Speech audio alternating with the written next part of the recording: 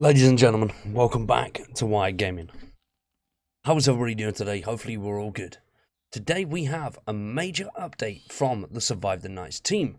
This is the May update, which includes engine update, optimization, persistence, and quality of life updates. This is a pretty big one. This is the first we've heard from the team since they announced that they'll be taking a little bit longer between updates and doing big updates less frequently rather than the smaller updates every so often.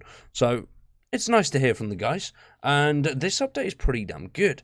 You'll be able to see the footage that I'm playing currently behind. That is from the Insomnia 68 gaming festival. That's the little event that they put together, but now it is playable on 1.17, which is quite nice. It looks very cool, and I feel like it runs a lot smoother than what it did when I was doing it before, which was on 1.16. It was very fun to do it. It's nice, it's tactical, it's a cool little event. If you do want to check it out for yourself, then in the description down below, there will be a link to the setup instructions, so you'll be able to check it out for yourself. It's fun, do it. And in the dev blog as well from the team, they did put my original special event video that I did on there, which a massive thanks to JT and all the team at A to Z. Brilliant. Thank you very much. Love it. Now, let's get in and read the little dev letter that we have for today.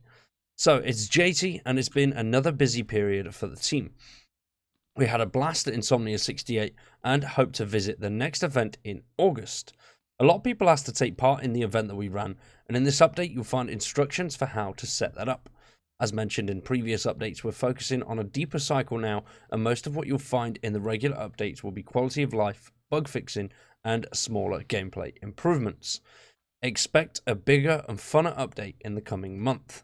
I'm very excited for this big fun update. Very excited. Hopefully there's some cool stuff in. I'd love to see a couple of new POIs, or maybe a touch-up. They did say they were going to do a skill system, so we do have levels now as well. So a skill system would be very cool to see.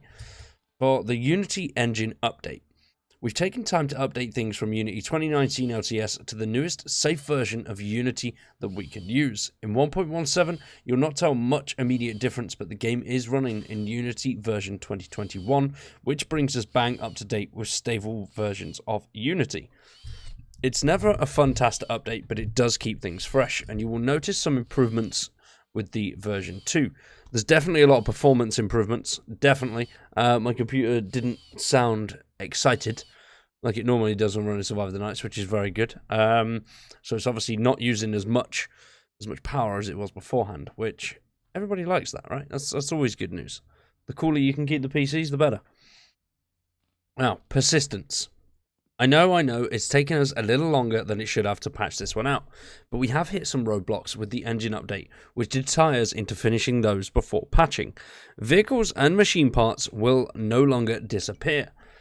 Disclaimer, while we're focusing hard now on through vision persistence, there's likely to be some loss/cleanup of items. We are working on this all the time and aim to reach a near perfect persistence through versions in the coming months.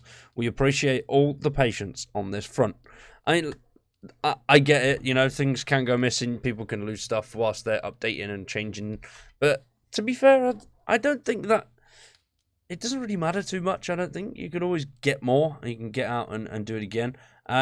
This is for Survive the Nights, even without doing it for recording and episodes. It's just a game that I can kick back, chill, and play over and over again, and run through 1 to 20. And then once I've ran through 1 to 20, delete my save and start again. It's just something that's really fun to do, even if you are missing some bits. I think the worst thing that I experienced on the game is playing online when, through no fault of your own, your whole entire base gets raided by another player, not so they can use it either, just for that player to be a dick, which is why I primarily play on solo or in servers that I know the owners or I know the players, and there's more of a roleplay element and everybody plays together, which is quite cool. Now, the Insomnia 68 QOL and fines. What an opportunity it was for us. We must have watched over 200 players try out the game, all with no experience of it. It was painful to watch at times, but we did learn a lot about things that need to be more intuitive, and we'll be fixing and improving these things in the coming months. But 1.17 does include a bunch of fixes. So item hovers are now more responsive and update instantly when looking at them. Made interactions with small items a lot easier. Improved issues where players had to hold the mouse over items for a while when pressing hold and interact. Slight increase to interaction distance. Tweak colliders on fortifications to allow for easier placing on windows. Fix the FRKS weapon clipping into the camera.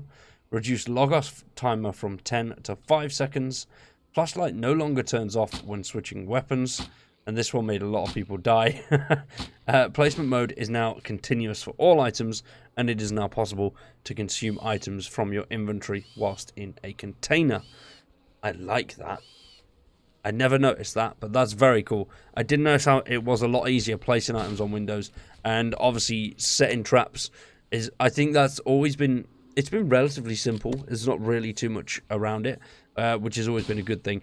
And one thing that really stuck out to me was being able to actually activate your traps. So with the propane traps beforehand, you had a bit of a ball ache to try and tweak yourself over it enough to set it off, but not enough to set yourself on fire. Now you can actually stand a little bit further back and still get that set up without the risk of setting yourself on fire, which is always good. But being able to consume items that are in a container whilst in your inventory is a brilliant way of doing it. So you can actually consume one or two things without ripping everything out of your fridge or your cupboard or whatever, which is really nice. They've also made a lot of Horde improvements, which you can definitely feel that. It feels a lot smoother. The zombies have a more sort of natural flow to them. They don't come in like 2 or 3 or 4 or 5, and then there's a small delay of 30 seconds, and then there's 6 or 7 and 8, and then another small delay. Now it's just a nice fluid motion where they're coming at you consistently one after the other, which does make it easier in ways, but it also does make it a lot harder because it does delay that time that you have to sort of heal up or potentially move things around. Now you don't really have that. You are being barraged constantly, and that's only on Horde Night 11. I am going to do a few little tests. I'm definitely thinking about restarting a Survive the Night series, so let me know what you think about that one in the comments. And go through Night 1 to 20, but I'm definitely going to check out Horde Night 20 and just see how that goes. Now, the Horde improvements. We have not brought back fleeing, but rest assured that it is on our radar, and we will introduce a solution for skipping hordes, likely in the form of some kind of task. Spreading zombie blood on yourself, maybe. That's quite cool, I like that. But we have made a bunch of tweaks to make the hordes more achievable and fun. All the things that we were able to balance based on our experiences at I-68. We've tweaked colliders on fortifications, which we've gone through that one. Fixed hordes not being beatable at later levels, caused by the delay being too long between zombie spawning. Zombies now do a bit more damage to fortifications for later horde levels. Zombies' health is increased slightly less for later hordes to balance against doing more damage to fortifications. Added horde difficulty to commands for admins.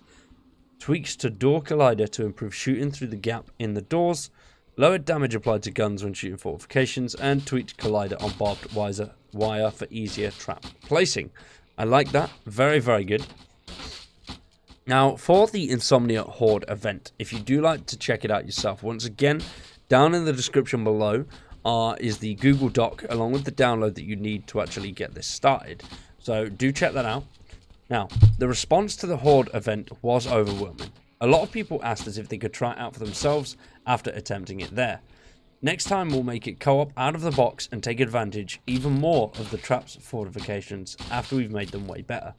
But here are the instructions for giving it a go yourself. It's built on a foundation version of 1.16, so will not include changes listed above. Also note that hordes are tweaked here slightly, so make the whole experience suited to a 20-minute play session. Oh, okay. I did not know that it was, because it was 1.6, the patch notes above don't take effect.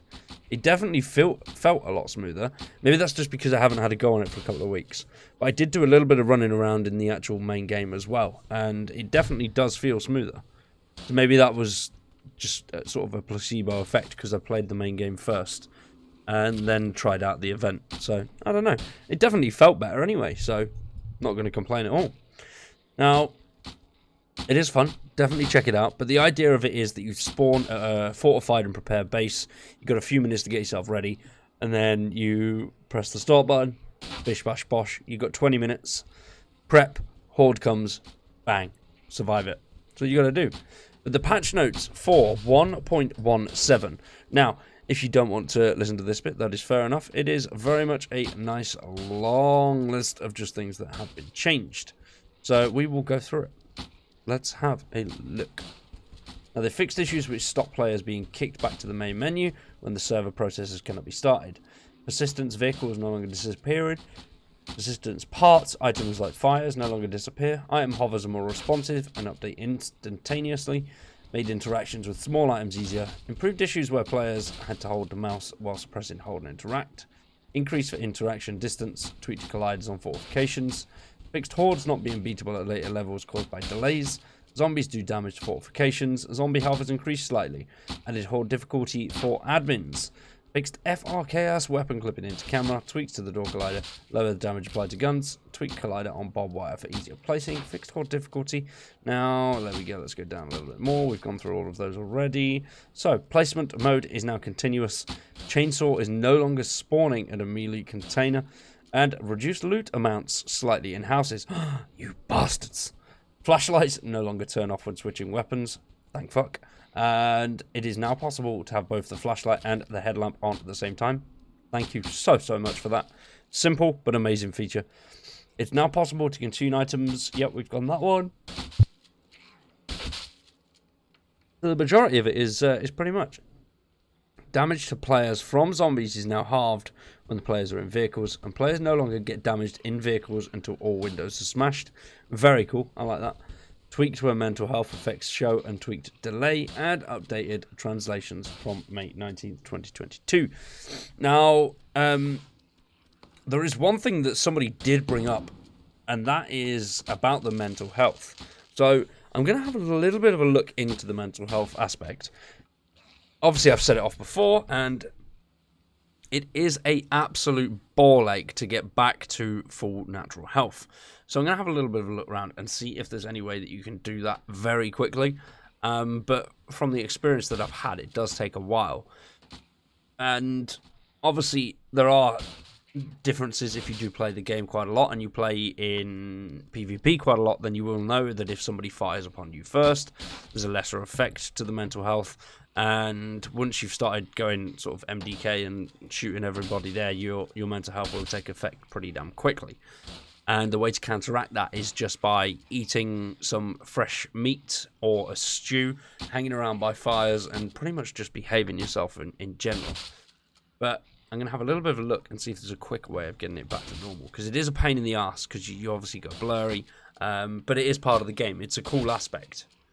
But I'm going to have a look and see some ways around that. I'm planning on doing a few more of my Survive the Nights guides. I'm going to have a look through Discord and things like that and see what the top questions are in there. And yeah, just go from there, really. There is something that I am going to contact the devs about for a video, but more on that once I've got some word back, and we'll go from there. But if it does go through, it will be a very, very exciting little thing for Wide Gaming and the Survive the Nights fans out there. So, for today, though, one more thing that I forgot to mention is that Survive the Nights is currently 50% off. It is £7.74 GBP. That is running all the way up until Monday, the 23rd of May. So by the time this video goes out, you have still got 2 days to go and check it out. Make sure you check it out there. 100%, always do. Once again, in the description below are the instructions that you will need for the Insomnia gaming event, and also are my socials and A to Z and Survive the Nights socials. But today, though, that is it from me. I want to say a massive thank you to everybody that's watched today. If you've enjoyed the video, drop a like on it, subscribe to the channel for more Survive the Nights, and if you want to support the channel a little bit further, consider becoming a member. For today, though, that is it from me. I've been Wired. You've been awesome. Thanks for watching. We'll see you very soon with some more Survive the Nights.